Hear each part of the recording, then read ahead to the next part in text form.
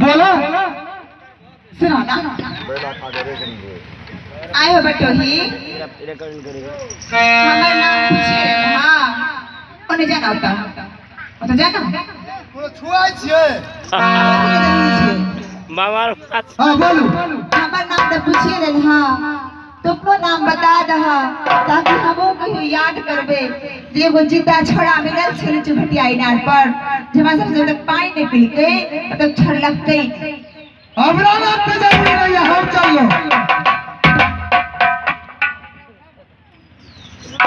की कहै छै जाय छी बाजार के आ गोट गोट के मोछ उखाड़ लेबे किया तोरा शरम नहीं है छै हमरा सब के नाम पूछ रहलो अपना नाम में कहै छै हम जाय छी ए बेचारी तू हमरा कहू कि हमरा नाम पर लेकिन जे त हमरो नाम पर लेकिन छै अगर बता देब होते बाप के बेटी न ते चमार के बेटी हम बाप के बेटी नहीं तो चमारा के बेटी तू पहले बतावत कौन लेकिन छ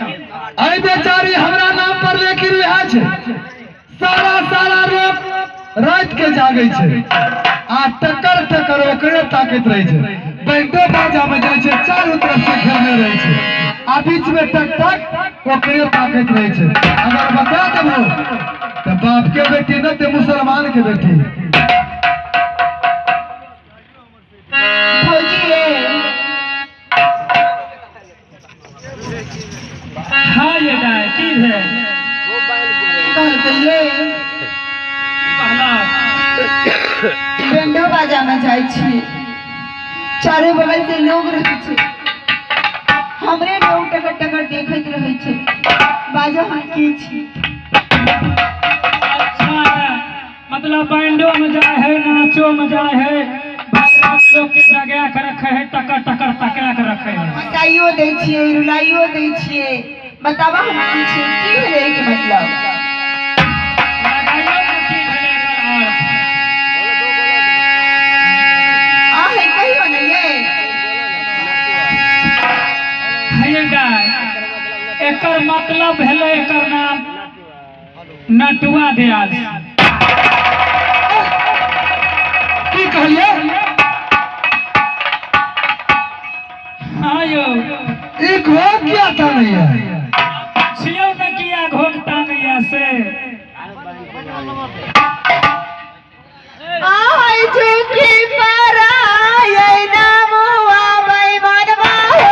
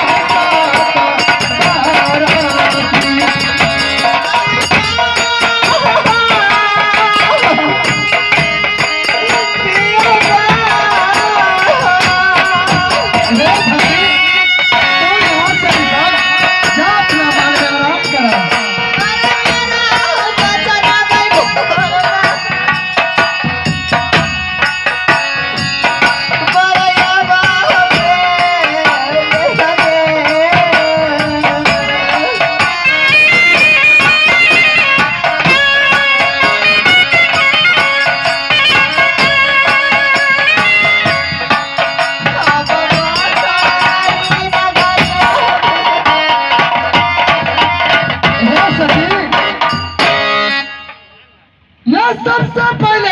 सबराती राज भरौरा से साजल गले। जखने तोरा मांग में सिंदूर हम डालिए माता बहुरा के